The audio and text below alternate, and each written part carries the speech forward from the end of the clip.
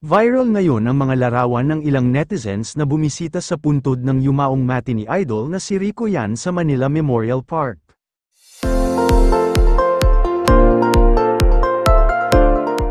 Sa unang tingin ay tila wala namang isyu ang pagdalaw ng mga ito, ngunit nang bigla na lamang dumami ang mga taong dumadalaw at nagpapapicture sa puntod ay tila ginawa na itong tourist spot ng mga tao.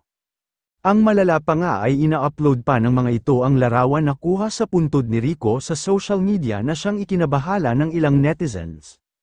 Sa katunayan, marami ng mga video sa TikTok kung saan highlight ang mga larawan ng netizens na nakapost pa sa tabi ng puntod ng namayapang artista. Kaya naman agad na umani ng samet-saring komento at reaksyon mula sa mga netizens ang naturang mga larawan ng mga ito sa puntod ni Rico. Narito ang ilan sa kanilang mga komento.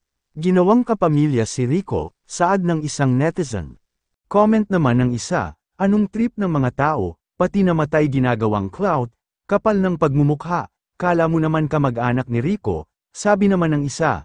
Marami rin ang nananawagan na madlang people na sana ay tigilan na ang aktor at patahimikin na ang kaluluwa nito dahil matagal na itong yumao. Samantala, wala pa namang pahayag ang pamilya ni Rico tungkol sa viral TikTok videos. Narito naman ang ilan sa mga viral videos ni Rico Yan na nakapost sa TikTok.